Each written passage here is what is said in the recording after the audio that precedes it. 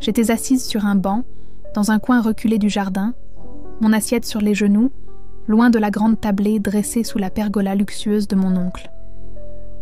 Le soleil tapait fort ce jour-là, mais c'est le regard brûlant des invités qui me faisait vraiment transpirer. Pourtant, je faisais semblant de ne rien voir. Je découpais tranquillement mon morceau de quiche en petites bouchées. Et puis elle a parlé, d'une voix trop forte pour être innocente, trop moqueuse pour être ignorée. « La servante mange dans le jardin !» Rire. D'abord un gloussement, puis une vague, comme un feu de brousse. Même les enfants ont rigolé, même ceux qui ne comprenaient pas pourquoi. On ne riait pas parce que c'était drôle. On riait parce que c'était facile, parce que c'était moi. C'était la copine d'Arnaud, mon cousin préféré du clan. Enfin, préféré, si on compte l'arrogance, la suffisance et la condescendance comme des vertus. Elle avait des lunettes de soleil oversize, une robe qui semblait coûter plus cher que mon loyer annuel, et la certitude que le monde tournait autour de son nombril. Elle m'a pointé du doigt comme si j'étais une anomalie dans un musée. Je n'ai pas levé les yeux. J'ai juste souri, calmement, et j'ai sorti mon téléphone. Ils ont continué à rire pendant que je faisais défiler mes contacts. Je me suis arrêtée sur un nom. Un nom qu'eux ne connaissaient même pas, mais qu'ils auraient dû. Je l'ai appelé. Une sonnerie. 2. Puis une voix. Annule le contrat de 15 millions. Pause. Oui. Définitivement. J'ai raccroché. Les rires se sont arrêtés, comme si quelqu'un avait appuyé sur un interrupteur. Je me suis levée, j'ai essuyé mes mains sur une serviette en tissu brodé, et j'ai traversé le jardin, lentement, en savourant le silence, derrière moi. C'était pesant, c'était parfait. J'ai vu le visage d'Arnaud se décomposer, littéralement. Son teint a viré au gris, ses mâchoires se sont contractées, ses yeux ont cherché du soutien parmi les invités. Personne ne comprenait, pas encore. Mais lui, il savait. Il savait que sa start-up, déjà en difficulté, dépendait d'un mystérieux investisseur qui avait promis une levée de fonds décisive. Il ne savait juste pas que j'étais cet investisseur. Ou plutôt, la personne derrière l'entité qui gérait le fonds. Je l'ai regardé, droit dans les yeux, pour la première fois de la journée, et je lui ai souri. Un sourire sans haine, sans colère. Juste un sourire de conclusion. Le genre qu'on offre quand la partie est finie et qu'on sait qu'on a gagné depuis longtemps. Personne n'a osé parler. Même la copine d'Arnaud, qui se croyait irrésistible, semblait soudain beaucoup moins bavarde. J'ai tourné les talons et j'ai savouré le silence. Quand j'ai raccroché, j'ai senti l'atmosphère changer instantanément. Ce n'était plus juste une gêne passagère, après une mauvaise blague. Non, c'était un silence chargé d'électricité, de malaise pur. Les gens ne savaient pas ce qui venait de se passer, mais ils sentaient que quelque chose de sérieux venait d'être déclenché. Arnaud s'est levé d'un bond. Il a failli renverser son verre de vin, et son regard paniqué fouillait la table comme s'il cherchait une échappatoire. C'était une blague, hein ? Hein, Élise ? T'es sérieuse, là ?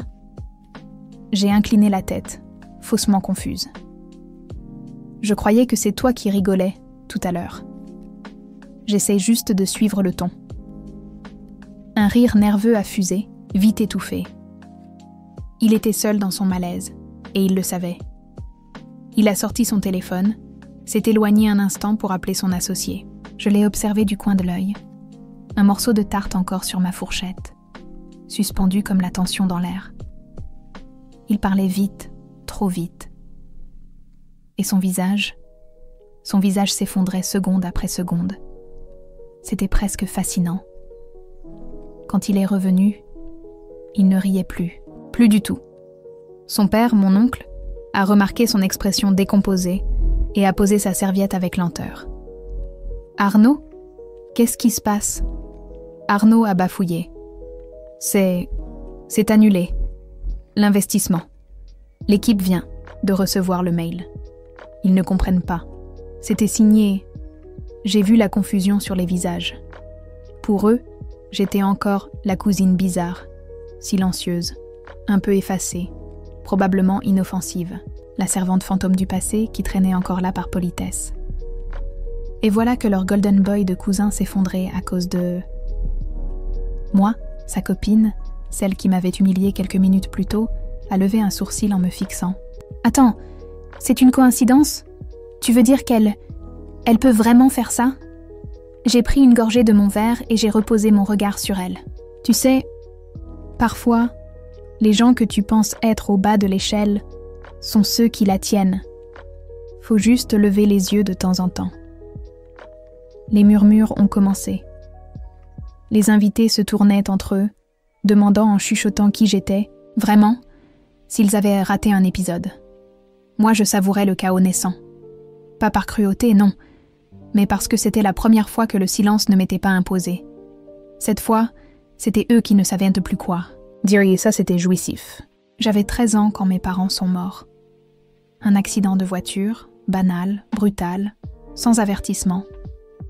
Une semaine plus tard, j'étais dans le hall glacé de la maison de mon oncle, une valise cabossée dans une main et une boule d'angoisse dans l'estomac. Ma tante ne m'a pas regardé dans les yeux. Elle m'a désigné une chambre au fond du couloir, à côté de la buanderie. Une pièce minuscule avec un lit d'appoint, une armoire bancale et une fenêtre qui ne s'ouvrait plus. « Tu seras tranquille ici », a-t-elle dit. « C'est plus discret. » Traduction. Hors de vue, hors de l'esprit. Très vite, j'ai compris que je n'étais pas une nièce, pas une enfant de la maison, encore moins une égale. J'étais un rappel gênant, une charge qu'on avait acceptée par devoir et non par amour. Mes cousins, eux, ne se gênaient pas pour le montrer. « Passe-moi le jus, Élise. »« Tu peux débarrasser ? »« Oh, t'es là ?» J'avais même pas vu ce genre de remarques anodines, lâchées comme des miettes, mais qui s'accumulent et vous étouffent à la longue. Au fil des mois, mon rôle s'est précisé. Je mettais la table. Je rangeais les chaussures. Je pliais les serviettes. Ma tante ne demandait jamais explicitement. Elle me regardait, puis regardait la tâche et attendait. Et moi, je faisais. C'était plus simple que d'attendre une reconnaissance qui ne viendrait jamais. Le plus humiliant, c'était les dîners familiaux. J'y assistais, mais toujours à la place du bout, comme une extension du meuble. Quand il y avait des invités, on me demandait parfois si je pouvais servir le dessert, pendant que les autres riaient aux éclats. Je n'étais pas vraiment là, juste un fantôme fonctionnel. Je me souviens d'un soir en particulier. J'avais 14 ans. Il pleuvait fort dehors, mais à l'intérieur, tout le monde était réuni pour un dîner d'affaires. Je portais les plats, une assiette, après l'autre, pendant que mon oncle vantait son fils Arnaud comme un futur génie. À un moment, un des invités a dit, en plaisantant, « Et elle, c'est votre employée à domicile ? Elle est drôlement jeune. » Ma tante a ri. « Oh non, c'est ma nièce. Mais elle aime bien aider. Ça lui donne un peu d'occupation. » Et elle a ajouté, avec un sourire en coin, « Elle a toujours été très discrète. C'est le mot qui m'a collé à la peau pendant des années. Mais ce qu'ils n'ont jamais compris, c'est que dans ce silence imposé, j'apprenais à observer. Chaque regard, chaque mensonge, chaque faiblesse. Je notais tout.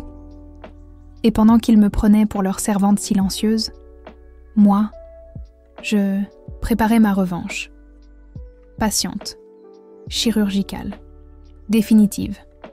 Ils pensaient que j'étais transparente, invisible, une sorte d'arrière-plan vivant, mais pendant qu'ils riaient, festoyaient, s'applaudissaient entre eux, moi, je grandissais en silence. Pas juste en âge, non, en lucidité, en volonté. L'école était mon seul refuge. J'y arrivais toujours la première, je repartais la dernière. J'étais cet élève que les profs adorent et que les autres ignorent. Une machine à bonnes notes, mais sans amis, sans distraction. Et puis, un jour, un de mes professeurs m'a tendu une brochure. « Tu devrais postuler à ce programme. C'est pour les élèves en situation difficile, mais brillants. Ça pourrait tout changer. » J'avais 15 ans. Et pour la première fois depuis la mort de mes parents, j'ai senti une chose étrange, de l'espoir. Le programme était un tremplin vers une école internationale. J'ai passé des entretiens, envoyé des dossiers, rédigé des lettres de motivation en cachette, tard la nuit, avec la lampe torche de mon téléphone. Personne ne devait savoir. Surtout pas ma tante, qui aurait dit que je me faisais des illusions. Elle m'aurait ramenée à ma place, comme toujours. À la cave, au jardin, derrière les autres. Et puis le miracle est arrivé. J'ai été acceptée. Bourse complète. Logement, nourriture, tout. Je n'avais plus besoin d'eux. J'ai quitté la maison sans dire au revoir. Mon oncle a essayé de m'arrêter à la porte, me lançant un « Tu vas où comme ça ?» Mais je lui ai simplement répondu « Là où on ne m'oubliera pas ». À l'étranger, j'ai travaillé comme une acharnée. J'ai multiplié les stages, les contacts, les projets. Pendant que mes cousins faisaient la fête en soirée étudiante, moi je m'infiltrais dans les réunions de direction. Je posais des questions, je prenais des notes. À 22 ans, j'étais déjà partenaire silencieuse d'un fonds d'investissement. À 25, j'en dirigeais un. Tout ça dans l'ombre. Parce que tu vois, quand tu as appris à être invisible, tu peux aussi apprendre à être dangereusement silencieuse. Mais je n'ai jamais oublié. Jamais. Chaque remarque, chaque humiliation, chaque repas que j'ai servi sans manger moi-même, chaque « la servante mange dans le jardin » résonnait encore dans ma mémoire comme un vieux refrain. Alors j'ai attendu. J'ai observé la montée d'Arnaud sur les réseaux. Start-up innovante, pitch parfait, image de gendre idéale. Mais derrière le vernis, une entreprise bancale, reposant sur un financement instable. Et ce financement, c'était moi, ou plutôt l'un des fonds que je contrôlais discrètement. J'avais donc le pouvoir de décider, de lever ou de briser. Et j'ai choisi. Pas par vengeance aveugle. Pas dans une explosion de colère. Non, juste un petit appel. Un petit annule. Tout. Parce que parfois, la meilleure revanche, c'est le calme avant la tempête. Le lendemain du fameux déjeuner, la nouvelle s'était répandue comme une traînée de poudre. Arnaud avait perdu son principal financement. Les investisseurs secondaires, paniqués, se retiraient les uns après les autres. L'effet domino était en marche et rien ne pouvait l'arrêter. Rien, sauf moi. Et je n'avais aucune intention de le faire. Mais ce n'était pas suffisant. Pas encore. Il devait comprendre pourquoi. Comprendre qui j'étais devenue. Et surtout, se souvenir comment il m'avait traité. Alors j'ai envoyé un email, un seul, destinataire. Mon oncle, ma tante, Arnaud, et bien sûr la petite copine qui m'avait publiquement humiliée. Objet. Je tenais à vous remercier. Corps du message. Une photo. Celle de moi, adolescente, en train de débarrasser la table, pendant qu'eux riaient autour du barbecue familial. Sous la photo, une seule phrase. Merci de m'avoir appris à me faire oublier. J'en ai fait ma meilleure arme. Le message a été lu. Et ignoré. Enfin, officiellement. Officieusement. Le téléphone de ma tante a explosé de notifications et Arnaud a cessé toute publication sur ses réseaux pendant plusieurs jours. Il passait en mode survie. Mais moi, je continuais d'avancer. Ce matin-là, j'ai enfilé un tailleur beige, strict mais élégant, et je suis entrée dans l'un des plus grands sièges sociaux d'Europe. Conseil d'administration, stratégie, de rachat. Objectif, l'entreprise de mon oncle. Il ne le savait pas encore, mais l'offre de fusion qu'il allait recevoir dans 2 semaines provenait en dernier ressort. De moi. Tu veux savoir pourquoi ? Parce que ce n'est pas suffisant d'abattre un homme. Il faut aussi toucher ce à quoi il tient le plus. Son image, sa réussite, son contrôle. Il avait toujours été fier de son entreprise, ce réseau de magasins qu'il avait construit à partir de rien, qu'il brandissait comme la preuve vivante de la supériorité de sa famille. Moi, j'étais la cousine recueillie, le fardeau. Alors, racheter son empire et le restructurer. C'était plus qu'un coup de maître. C'était symbolique. Pendant la réunion, un des directeurs s'est tourné vers moi, intrigué. Vous semblez avoir une compréhension étonnamment précise de l'historique familial de cette entreprise.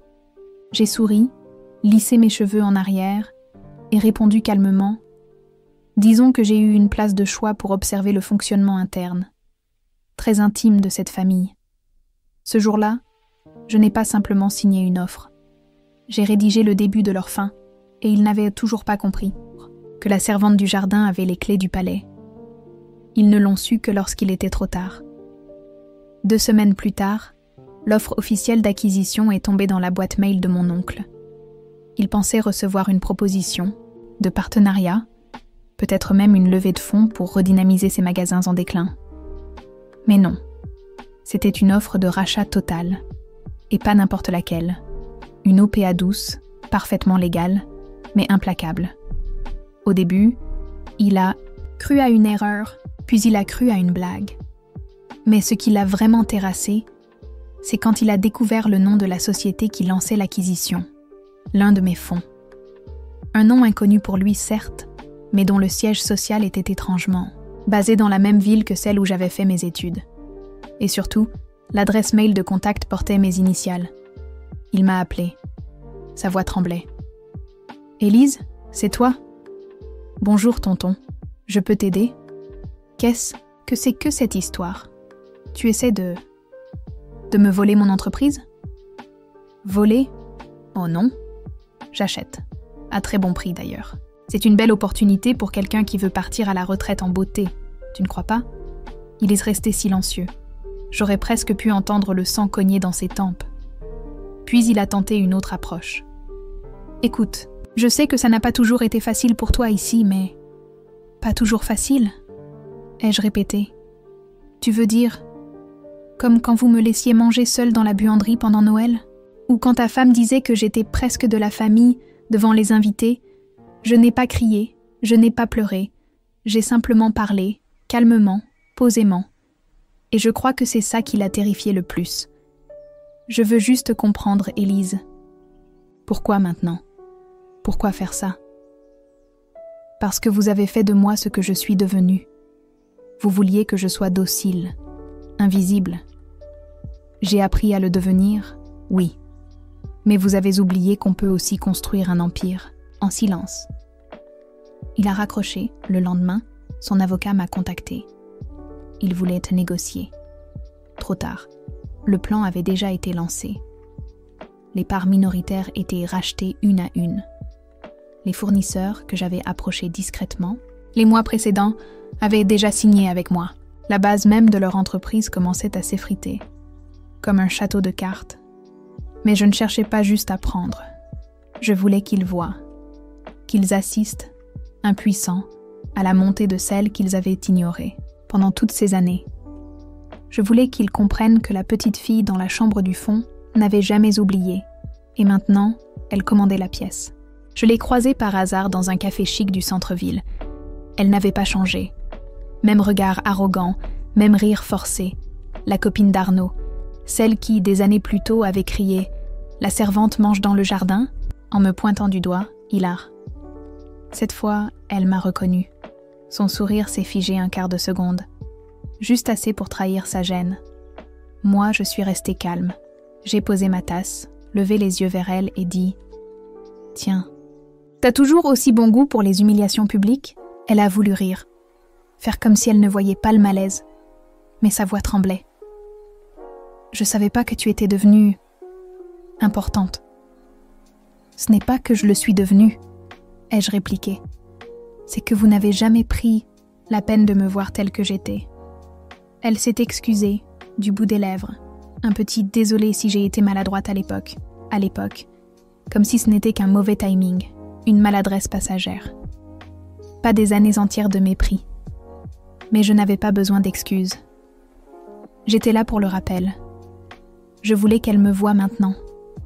Robe sur mesure, montre suisse, chauffeur privé garé dehors, et qu'elle comprenne que cette servante avait grandi, investi, dirigé, pendant qu'eux stagnaient dans leur suffisance. Le soir même, j'ai reçu un message d'Arnaud. « Tu veux vraiment aller jusqu'au bout ? On était jeunes, c'était idiot. Mais on est une famille. » Je n'ai pas répondu. Je n'ai même pas ouvert le message. Parce qu'il ne s'agissait pas d'un malentendu de jeunesse. Il s'agissait de mémoire. Et moi, j'avais une mémoire redoutable. Le lendemain, l'annonce publique est tombée. Fusion complète du groupe commercial Ledoux avec une holding internationale. Changement de direction. Les actionnaires ont applaudi. La presse économique a salué la manœuvre discrète mais brillante d'une femme d'affaires mystérieuse. Et Arnaud, il a disparu des réseaux. Fermé ses profils. Les photos de ses soirées, ses trophées, ses articles dans les magazines de start-up, effacés. Mais le clou du spectacle, je l'avais réservé. J'ai fait organiser un dîner. Très privé, très sélect. Les figures de la finance, des anciens professeurs à moi, quelques personnalités influentes. Et j'ai invité ma tante, mon oncle et Arnaud. Ils ont mis du temps à accepter, mais ils sont venus. Quand ils sont arrivés, je me suis levée, j'ai levé ma coupe de champagne et j'ai dit, avec un sourire calme, « Je vous présente les personnes grâce à qui tout a commencé. Ma famille. Ils m'ont tout appris, notamment à ne jamais me sous-estimer. Et pendant que tout le monde applaudissait, eux, ils restaient là, figés, coincés dans leur honte. Ce soir-là, j'ai vu dans leurs yeux la chose que j'attendais depuis des années. Le moment exact où ils ont compris qu'ils avaient perdu. Ils sont repartis sans dire un mot. Pas un merci. Pas un regard. Mon oncle, blême, fixait le sol. Ma tante, elle, serrait son sac contre elle comme si ça pouvait la protéger de l'humiliation. Arnaud, lui, tentait encore de sauver la façade, souriant timidement à quelques convives avant de disparaître. Mais moi, je suis restée là, droite, au milieu des rires, des verres qui s'entrechoquent, des conversations brillantes. Et, pour la première fois, je n'étais pas une ombre dans la pièce. J'étais le centre, et ce n'était que le début. Quelques jours plus tard, j'ai reçu un appel inattendu. Une journaliste d'un grand média économique voulait m'interviewer, pas sur l'acquisition, sur moi, mon parcours, ma stratégie. Elle m'a dit qu'on parlait de moi comme la femme que personne n'a vue venir. J'ai accepté. Et j'ai raconté. Pas tout. Juste ce qu'il fallait. Mais j'ai glissé un détail. Une phrase. Une perle déposée dans l'entretien. Comme un clin d'œil à ceux qui savaient lire entre les lignes. Parfois, ce sont les gens qu'on pense être des figurants qui réécrivent le scénario. L'article a fait le tour des réseaux. J'ai été invitée à une conférence sur le leadership féminin. Puis une autre. On a commencé à me comparer à d'autres grandes dirigeantes. Et ce que je portais ce jour-là ? Un tailleur gris perle. Discret, élégant, mais brodé à l'intérieur juste sous la doublure. Servante, mais jamais soumise. Pendant ce temps, la situation d'Arnaud empirait. Sans le financement, sa start-up a perdu tous ses partenariats clés. Il a tenté de rebondir, de lancer une nouvelle idée. Mais dans le monde dans lequel je navigue maintenant, plus personne ne voulait parier sur lui. Et ma tante, elle a dû vendre sa maison secondaire, puis sa voiture. Mon oncle a essayé de reprendre du service dans son ancien secteur. Mais chaque entretien, chaque opportunité, semblait mystérieusement s'évaporer. Je n'ai jamais rien dit, jamais donné d'ordre, direct. Mais une réputation dans mon monde, ça se façonne ou ça s'éteint. Puis, un matin, alors que je prenais un café sur une terrasse surplombant la ville, j'ai reçu une lettre, écrite à la main, de ma tante. Elle disait juste « Je n'avais pas compris à quel point on t'avait sous-estimé. Tu as gagné. » Non, je n'avais pas gagné. Ce n'était pas un jeu. Ce n'était pas une revanche. C'était une reconstruction, brique après brique, silence après silence. Et maintenant que tout était bâti, je n'avais plus besoin d'eux. Plus besoin de leur pardon, ni de leur reconnaissance. Parce que le respect que je cherchais autrefois, je l'avais construit moi-même. Et il portait mon nom. Quelques semaines après avoir reçu la lettre de ma tante, un événement inattendu a relancé toute l'histoire. Une invitation. Officielle, cette fois. de la part de l'université privée où Arnaud et moi avions étudié. Ils organisaient un gala de prestige réunissant d'anciens élèves devenus influents. Et, tenez-vous bien, j'étais invitée comme marraine d'honneur de la soirée. Arnaud, lui, figurait parmi les anciens élèves, mais comme simple invité. Je n'ai pas refusé, évidemment. J'ai vu l'occasion parfaite. Ce genre de soirée où les projecteurs sont braqués sur vous, où chaque regard compte, où l'élite s'observe et se juge en silence. Quand je suis arrivée, toutes les têtes se sont tournées. Ma robe noire à épaules asymétriques, sobre mais coupée sur mesure, a suffi à créer le silence. J'étais accompagnée de mon bras droit, une jeune femme brillante que j'avais recrutée 2 ans plus tôt. Ironie du sort, elle avait été renvoyée par l'entreprise de mon oncle. Motif ? Trop ambitieuse. Le recteur m'a accueillie avec chaleur, flatté que l'un des plus beaux succès de ces dernières années soit issu de leur école. Il m'a invité à faire un discours. Rien de long. 3 minutes. Je suis montée sur scène, j'ai regardé la foule et j'ai commencé. Je me souviens d'une époque où je n'avais pas le droit de parler à cette assemblée. J'étais là, mais on m'ignorait. Aujourd'hui, on m'écoute. Ce changement ne vient pas de la magie. Il vient du silence. Celui que j'ai transformé en moteur. Celui que vous m'avez appris à maîtriser. Puis j'ai regardé Arnaud. Il était au fond, figé, la mâchoire crispée. Sa copine n'était pas là. Elle ne le suivait plus nulle part. Ni en affaires, ni sur les réseaux. Alors, à tous ceux qu'on sous-estime aujourd'hui, souvenez-vous que l'invisibilité est parfois une arme, et qu'un jour, ceux qui riaient applaudiront. Tonnerre d'applaudissements. Je suis descendue de scène, lentement. J'ai croisé Arnaud.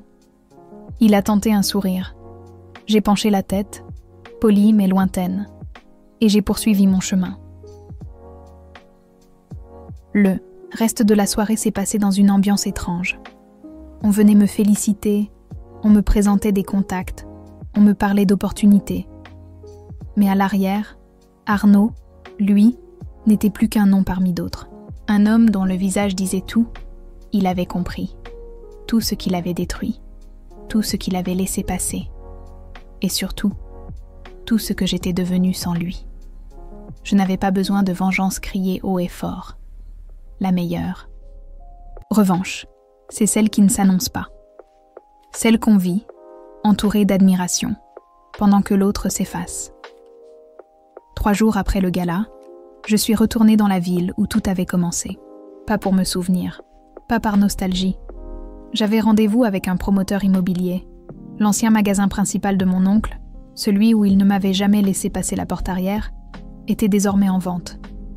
J'ai signé l'offre d'achat sans même marchander.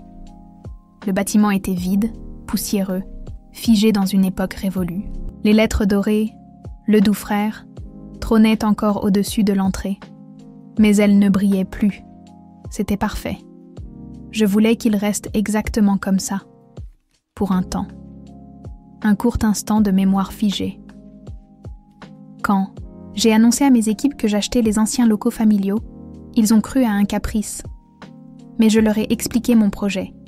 Transformer cet espace en incubateur pour jeunes femmes entrepreneurs issues de milieux modestes. Je n'allais pas seulement effacer l'héritage Ledoux, j'allais le recycler, le remodeler, le redonner. Le jour de l'inauguration, la presse locale était là. Et, parmi la foule, j'ai vu une silhouette familière, ma tante, seule. Elle m'a regardée comme si elle cherchait une permission, silencieuse. Je n'ai pas dit un mot, mais je lui ai fait un signe de tête, juste assez pour qu'elle comprenne qu'elle pouvait rester. Pas plus. Pendant la visite, j'ai conduit les journalistes dans ce qui avait été autrefois la réserve, celle où j'avais été reléguée petite, pendant que les autres jouaient au soleil. C'est ici que sera l'espace de coworking principal, le cœur du projet. Ils ont noté, pris des photos. Moi, j'étais ailleurs. Dans ma tête, je revoyais la jeune fille que j'étais, silencieuse, effacée, jugée à chaque bouchée de pain qu'elle osait prendre. Cet enfant-là ne voulait pas dominer. Elle voulait juste être acceptée. Mais cette femme, aujourd'hui, avait appris à ne plus rien attendre de personne.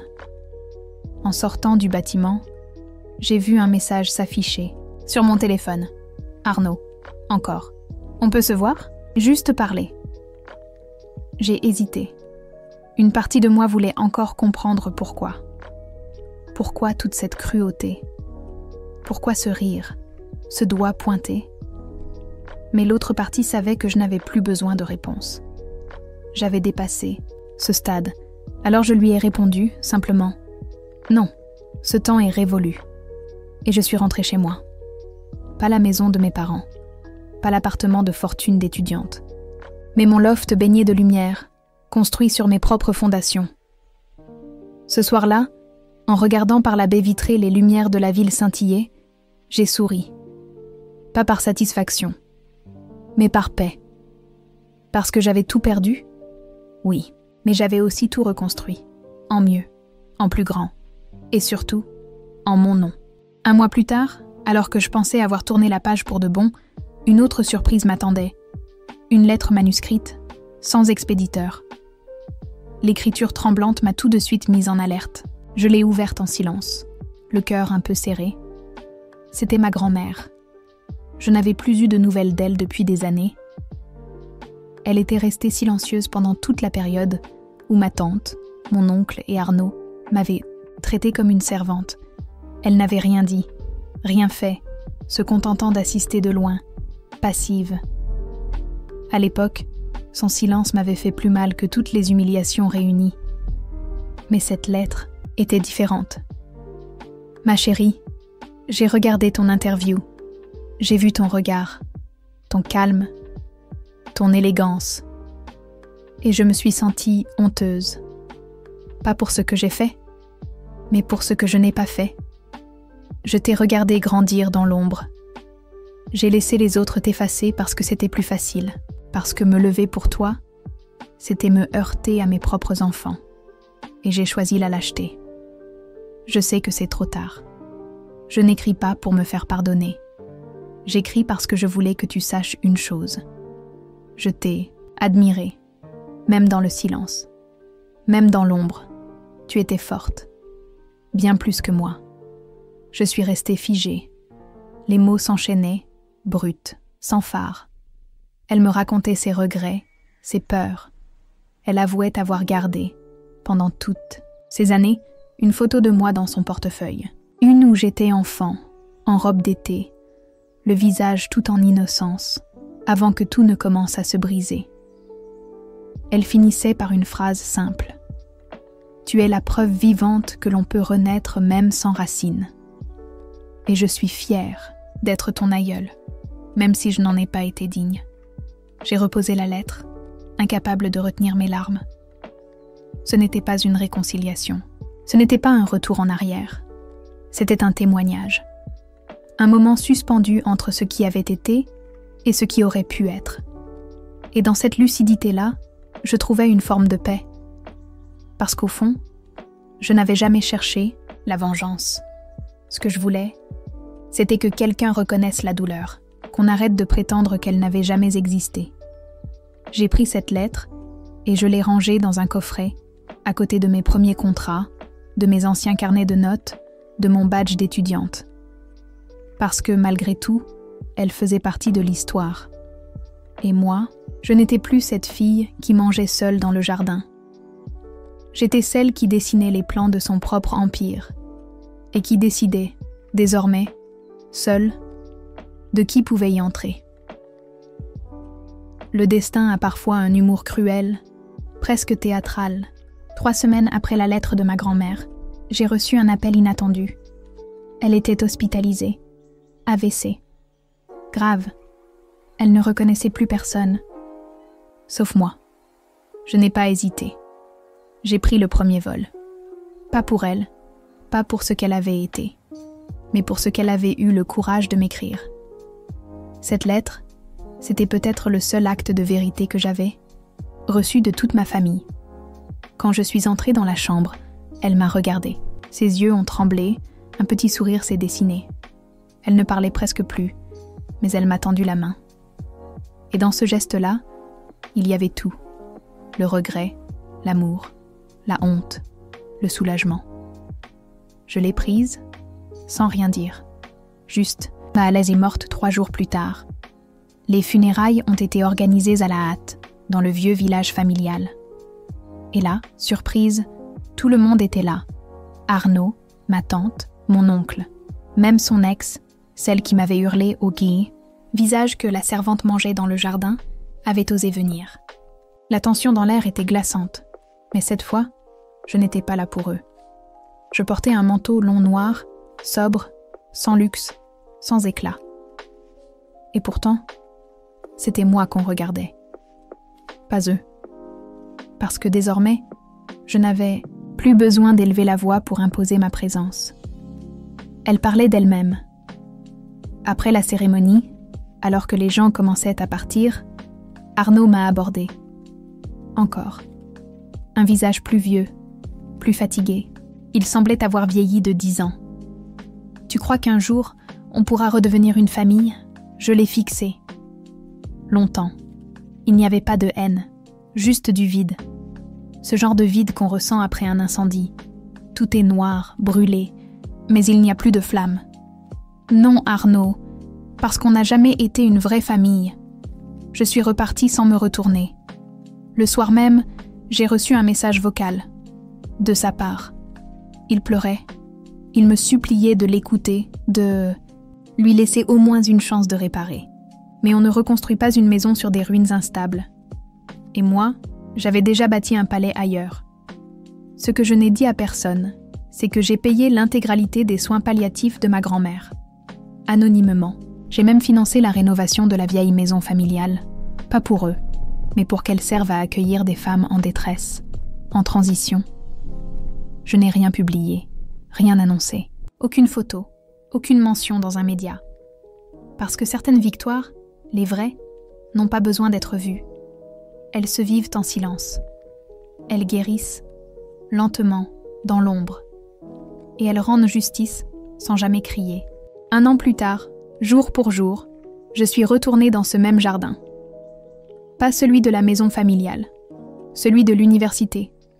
Celui où j'avais été humiliée devant tout le monde, cette fameuse fois où la copine d'Arnaud avait ri, m'avait pointé du doigt et crié « La servante mange dans le jardin ». Ce jour-là, j'avais souri.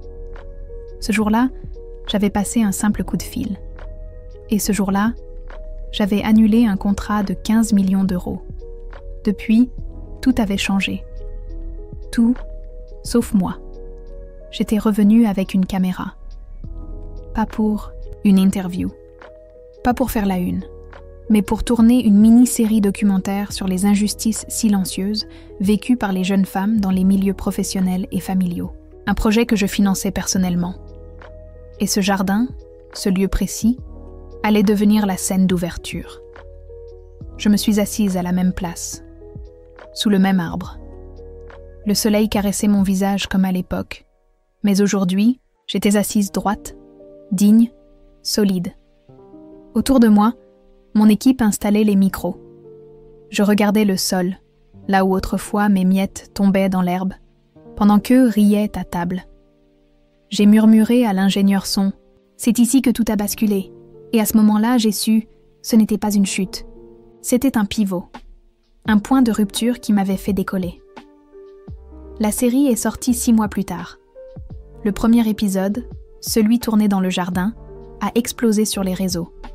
Les commentaires affluaient. Je me reconnais tellement. Merci pour cette voix. Tu parles pour nous toutes. Et puis, un message inattendu. L'ex d'Arnaud. Celle du rire moqueur. Elle m'écrivait depuis un compte personnel, sans photo. Son message était court. Je ne pourrai jamais réparer ce que j'ai fait. Mais je voulais te dire que j'ai honte. Et que tu m'as appris ce que c'est, le respect. Je n'ai pas répondu.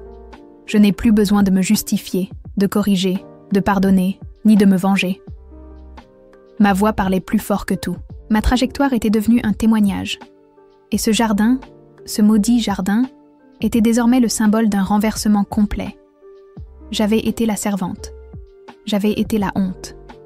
J'avais été le silence. Aujourd'hui, j'étais l'histoire qu'on écoute, le modèle qu'on cite. La preuve que la dignité n'a pas besoin de validation. Et pendant que d'autres s'acharnent à briller dans l'instant, moi, j'avais gravé mon nom dans le temps. En lettres discrètes, mais indélébiles,